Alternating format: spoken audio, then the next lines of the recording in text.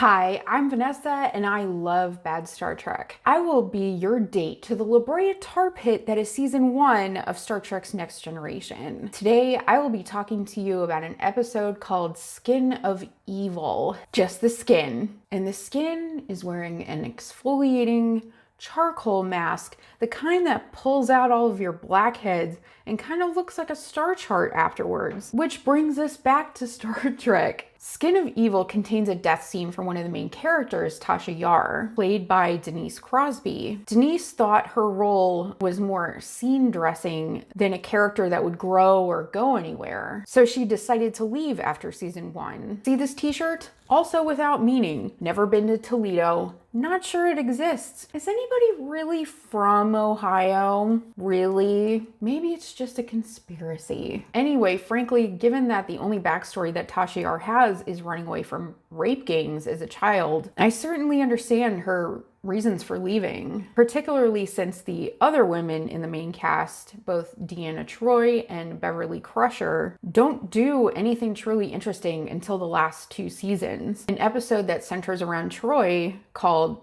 Face of the Enemy, what I think of as a classic, doesn't take place until season 6. So it makes sense that Denise doesn't want to wait around 5 seasons for her character to do something other than be tough until an android with an erection walks in the room. Gates McFadden, the woman who played Beverly Crusher, was also fired after season 1 for allegedly clashing with one of the head writers, Maurice Hurley, because she was rightfully incensed about the sexist plots and characterization. Gates apparently also claimed that Hurley refused to write scenes with the women together because there were too many women in the cast as it was. But Gates McFadden eventually came back after Maurice Hurley was fired in season 3. Patrick Stewart, the guy who played Picard, also expressed shock and sadness at Gates being fired for that reason. And also because of an outpouring of fan support for the Dr. Crusher character to come back. Sidebar, her replacement, Pulaski, I actually really liked her moxie. I know she's a polarizing figure, but I dug her. Denise's character, however,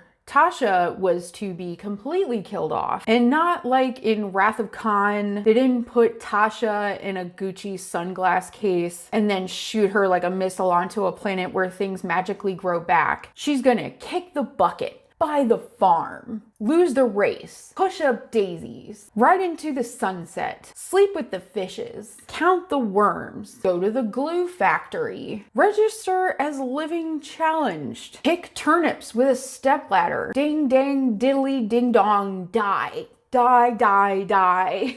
If I were to read into how Tasha Yar ends up dying, let's compare her to Spock for a second. Spock, at the end of Wrath of Khan, sacrificed himself for the Enterprise, but mostly for Captain Kirk. Even though Spock is understood as having repressed his emotions, his actions spoke to the strength of his friendship with Kirk, and he spent his last waking moments telling Kirk that he will always be his friend. I have been, and always shall be, your friend. It was an extremely moving and memorable bit of Trek, whereas in Skin of Evil, a shuttle with Counselor Troi and this guy named Prieto crashed onto a planet, Viagra 3. And so Tasha Yar beamed down with an away team, and there was this puddle of tar on the ground blocking their way to the shuttle. Tasha tried to step over it, and that was game over for her because the puddle was intelligent. Tasha Yar got Yasha tarred. Granted, it was a mean and naughty blob of tar who called Data a Tin Man. The blob on planet Viagra 3 is named Armus, and he's a dick to everyone. Puns!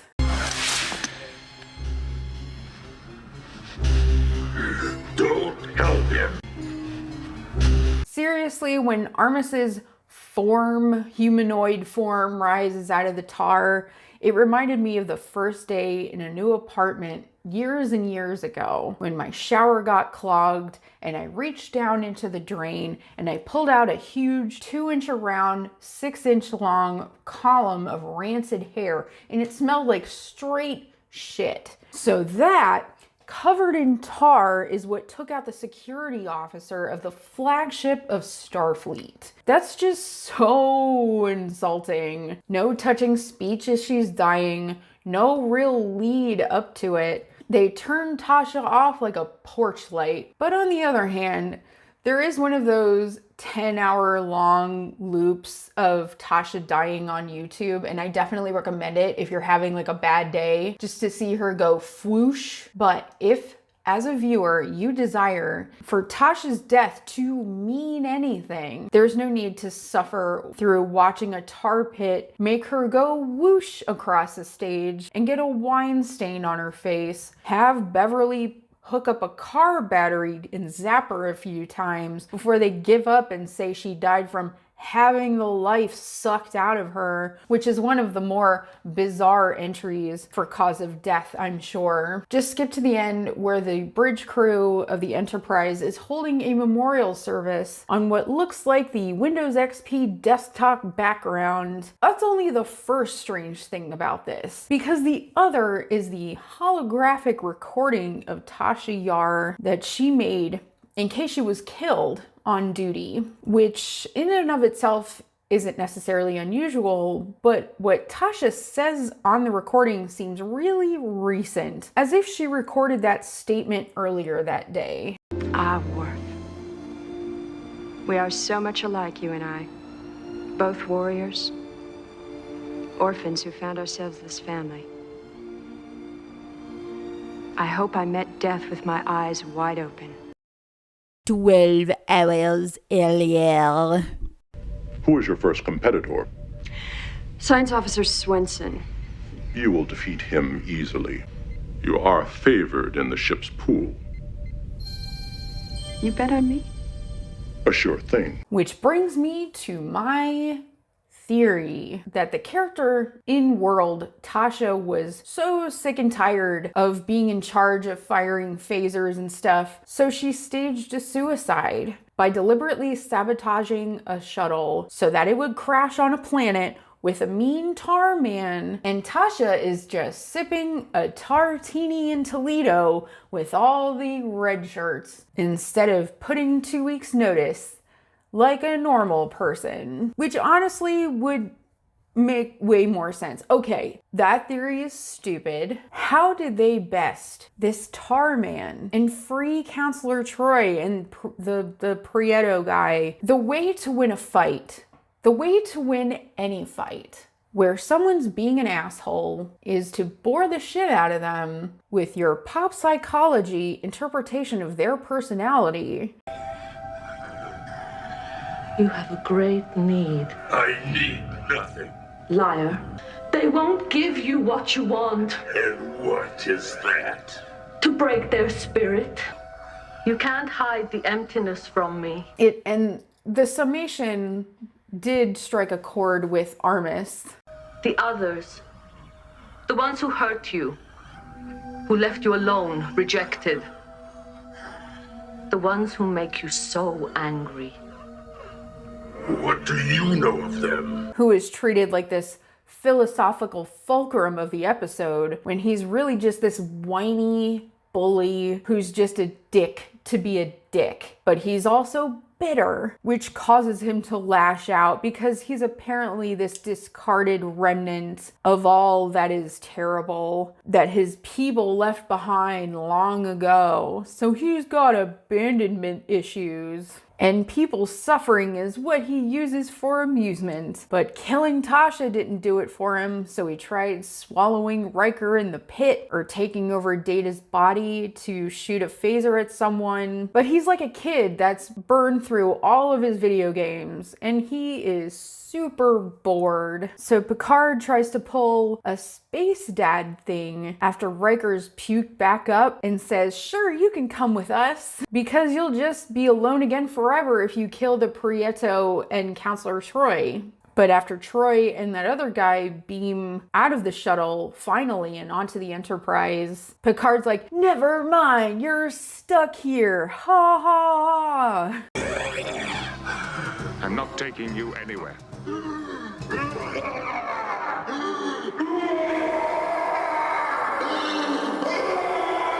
And that's it. I highly doubt that the frivolity concerning the circumstances of Tasha's death was some kind of existentialist statement. Life is absurd. Death is meaningless. It can take us anytime. My French accent is terrible. The writers just aren't that savvy because it looks like a walking, talking, literal pile of shit took out one of the main characters. That's the statement. And they tried to justify it with non-stop therapy sessions as Troy, Riker, and Data were temporarily put in danger to make it seem like anything after Tasha dying mattered. When really, this was just kind of an ordinary day punctuated with a vacancy on the bridge, which Worf fills that very episode. The only person that is impacted by this death in the long term is Data, because you see in later episodes, he has a mini hologram of Tasha that he keeps in his desk. And at the very end of Skin of Evil, Data asks Picard if what he's thinking about, which is her absence, is the right response, because he's confused by it. My thoughts are not for Tasha. For myself. I keep thinking how empty it will be without her presence. Did I miss the point? No, you didn't, Data. You got it. As pointless and insulting as this episode was towards Tasha, it did, at least through Data, try to be honest about grief. Most think that Worf is the superior security officer, and he's one of the most beloved characters on Trek. That's not debatable. But I wonder what could have been had the writers made any attempt to make Tasha more than just a victim, even dying as at the sloppy hands of a boring bad guy. Like, subscribe, leave a comment, tell me what you thought about this episode. I thought it was super boring. Till next time, I guess.